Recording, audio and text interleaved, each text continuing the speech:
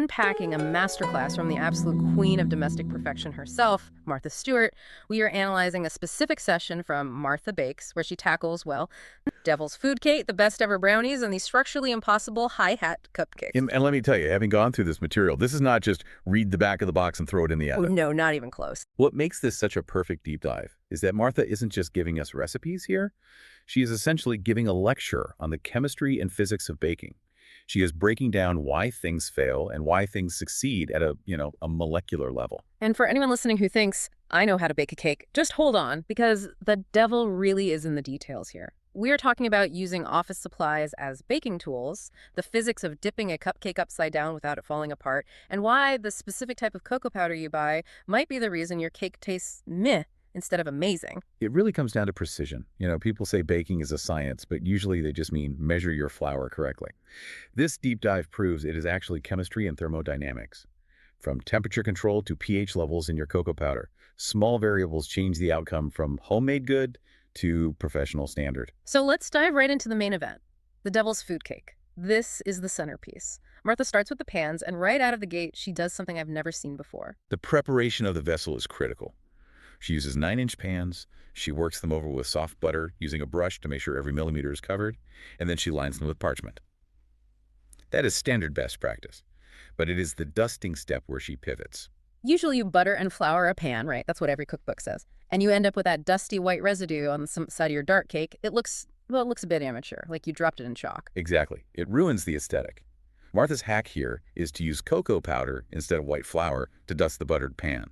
She puts a quarter cup of cocoa in, shakes it around to coat the bottom and sides, and taps out the excess. So when the cake comes out, it is dark all over, no white streaks. It is purely visual, but it sets the tone. You are making something serious. It creates a seamless finish, and she's very specific about the butter being soft so the cocoa adheres properly.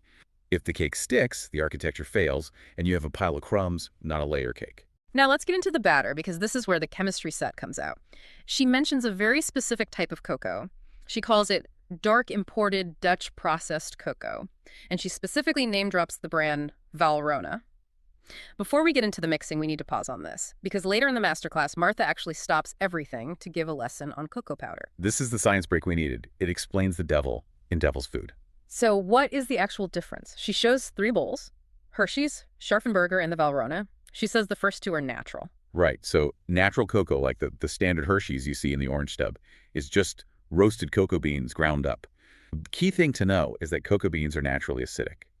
Because of that acid, natural cocoa tends to be lighter in color, kind of a light brown, and produces a cake with a slightly reddish tint. Reddish tint. Is that where Red Velvet original came from? Historically, yes. Before we had bottles of red food dye, the chemical reaction between the acidic natural cocoa and the baking soda, which is a base, would create a reddish hue in the cake. That was the original velvet. That makes so much sense, but then you have the European method, the Dutch process. Which sounds very sophisticated. It does. It sounds like something you need a degree for. It is actually a chemical process invented in the Netherlands. Yeah. They wash the cocoa beans in an alkaline solution, basically neutralizing the acid. This changes the pH level completely. The result is a powder that is much darker, almost black, and has a smoother, mellower flavor because the sharp acids are gone. And Martha explicitly says, this is the cake you get from the Dutch process. It is that very, very dark look. Exactly. So if you were standing in the grocery aisle, this is your decision point. Do you want a lighter, tannier chocolate cake? Go natural. Do you want that midnight dark Oreo-style color and deep, earthy flavor? You need Dutch processed. It is amazing that a little pH balance changes the entire personality of the dessert. Okay, back to the batter. She takes this fancy Dutch cocoa, but look at how she mixes it. She doesn't just dump it in with the flour. No. And this is the second big deep dive takeaway. She sifts 3/4 of the cup of cocoa, and then she adds 3/4 of a cup of boiling water to the cocoa first. Boiling water, just directly into the powder. Directly. This is a technique called blooming. By mixing the cocoa with boiling water, you are doing 2 things. First, heat releases the flavor compounds in the cocoa butter, making it taste exponentially more chocolatey. But practically speaking, as Martha points out, you are eliminating lumps. If you have ever bitten into a dry pocket of bitter cocoa powder in a cake, you know why this matters. It just ruins the bite. She creates a smooth chocolate liquid first. Right, and then comes the sour cream. She adds sour cream to that chocolate water mixture. But here is the rule, and this is where patience comes in.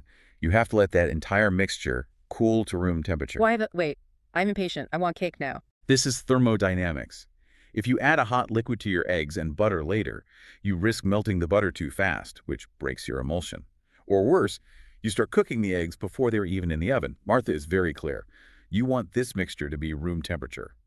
Okay, so we have our chocolate sludge cooling down. Meanwhile, she is creaming 3 sticks of butter with sugar. Then she adds the eggs. And I have to mention this because it made me laugh. She cracks the eggs one at a time and calls them beautiful eggs from the chicken poop. I caught that too. I think she meant coop, but poop slipped out. Mm-hmm. Or maybe she's just being very honest about farm life. But the technique is sound adding eggs one at a time ensures they emulsify properly with the butter, creating a stable lattice structure to hold air. Then comes the dry ingredients. She is using non-self-rising cake flour, baking soda, and salt. She sifts them together, and then she alternates adding the dry mix and the cooled chocolate mix to the butter. But then she drops the big warning. The one thing that can ruin it all. Don't overbeat. It sounds so simple, but I feel like I do this every time. I just want to make sure it is mixed. I turn the mixer up to high and let it rip. And that is the death of a tender cake. It is the most common mistake home bakers make. Once the flour hits the liquid, gluten starts to form. If you keep beating it with the powerful stand mixer, you are developing that gluten structure. That is great for chewy bread. It is terrible for cake. You want tender, not chewy. Martha says do it quickly, scrape the bowl, and stop. And then into the oven at 350 degrees for about 45 to 50 minutes until a skewer comes out clean. And what you get is a cake that is structurally sound, but incredibly moist, thanks to the fat from the sour cream and that boiling water blooming method we talked about. Moving from cake to something a little denser, let's pivot to the brownies. Marcia starts this segment with a very bold claim. She says, this recipe is the best brownie recipe ever. High stakes. Brownie opinions are like politics. Everyone has a strong stance. Fudgy versus cakey, edge piece versus middle piece. She says everyone in your family will adore it. But the first thing that caught my eye wasn't the chocolate. It was the office supplies. The metal bulldog clips. Yes. She lines a rectangular pan with parchment paper, 2 strips crosswise. But to keep the paper from flopping around while she is buttering and dusting, she clips the paper to the rim of the pan with those black metal binder clips you use for tax documents. It is brilliant, really. It keeps the workspace clean and ensures the paper lies perfectly flat so you get sharp corners on your brownies. It is a small engineering hack for the kitchen. And again, she dusts this with cocoa, not flour, to avoid white edges. Now let's talk about the crust. You know that shiny, crackly, tissue paper thin crust on top of a really good brownie? The kind that shatters when you cut it? The holy grail of brownie baking. How does she get that? Is it a special ingredient? It is actually mechanical. It is all about when and how much you beat the eggs. Martha mixes 4 eggs with packed light brown sugar, and she beats them extensively before adding any chocolate or flour. Wait, so she's not just mixing them in at the end? No, and that is the secret. By beating the eggs and sugar first, you are dissolving the sugar completely into the egg protein structure. That creates a sort of meringue-like layer on top when it bakes. That is what gives you the lift and the shine. If you just stirred it all together at once, you wouldn't get that separate crust layer. You would just get a dull brownie. Interesting. So beat the eggs and sugar like crazy first. Meanwhile, she is dealing with the chocolate. She melts 12 ounces of chocolate and 2 sticks of butter. But she uses a bain-marie. Right, a bowl over simmering water. Chocolate burns very easily. Direct heat is dangerous. But here is the critical temperature control step again. Once that chocolate and butter are melted, she moves the bowl to an ice bath. An ice bath. She is cooling it down immediately. She says you don't want to add it hot to your mixture. Yeah. If you pour boiling hot chocolate into that egg and sugar mixture you just whipped up, you are going to scramble the eggs. You will end up with chunks of cooked egg in your brownie batter. Gross. Nobody wants a chocolate omelet. Exactly. It needs to be room temperature so it incorporates smoothly without cooking the proteins. I noticed the flour ratio seems really low here. She uses a ton of chocolate and butter, but only, what, 2/3 of a cup of flour? That is the definition of a fudgy brownie. The more flour you add, the more cakey it becomes. By keeping the flour low, just barely enough to hold it together, and relying on the coagulated eggs and chocolate for structure, she ensures the result is dense and moist. She bakes them at 375 for about 20 to 25 minutes, and when she cuts them, she describes them as rustic and geometrically arranged. I love that phrasing. And she suggests putting a flower in the center for presentation. It is that classic Martha touch. But the science of the crust and the temperature control is what makes them the best. All right, we have done cake, we have done brownies. Now we move to the third challenge. The hi-hat cupcake. Now, this is a feat of structural engineering. For those who haven't seen a hi-hat, imagine a flat-top cupcake, but piled on top is a massive high swirl of white frosting, like a soft-serve ice cream cone, And then the whole thing is dipped in a hard chocolate shell. It looks like a magic trick.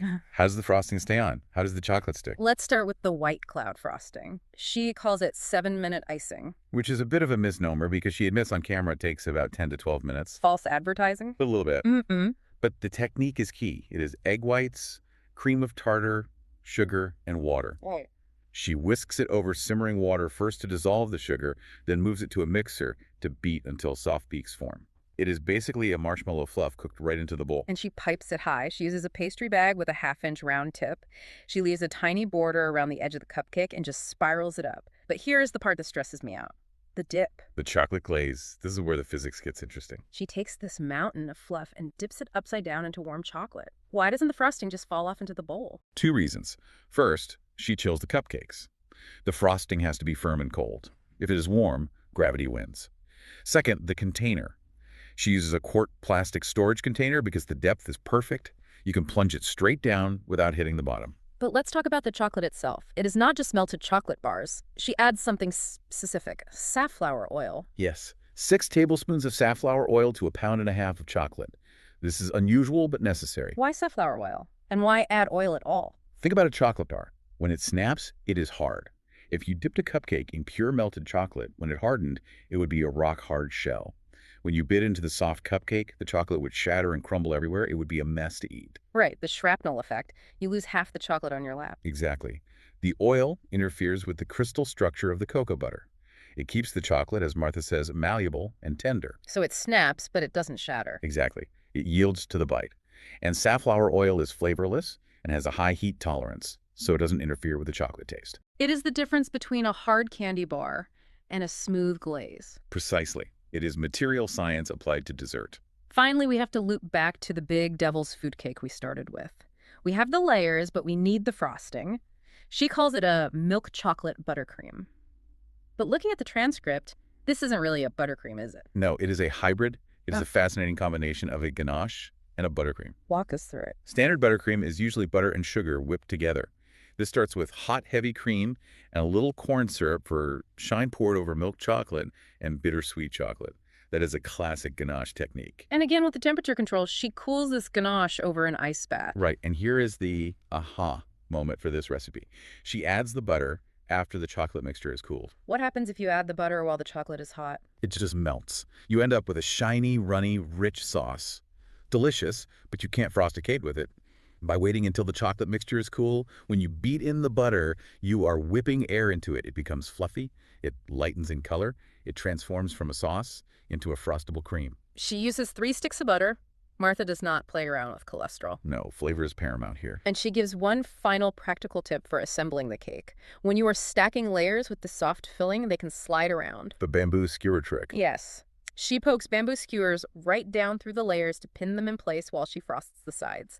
It is like pinning fabric before you sew it. It creates stability. It acts like temporary rebar. Once the cake goes in the fridge and the butter firms up, you can pull the skewers out. But during the assembly, it saves you from a leaning tower of cake. So if we look back at this deep dive, we have got quite a toolkit.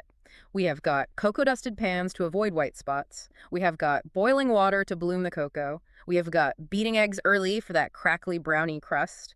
And we have got safflower oil for the perfect dip. It is a masterclass in why we do things, not just what to do. When you look back at all 3 of these recipes, the cake, the brownie, the cupcake, what is the one thing that stands out to you, the deep dive takeaway? For me, it is the relationship between temperature and texture. In every single recipe, Martha explicitly controls the temperature.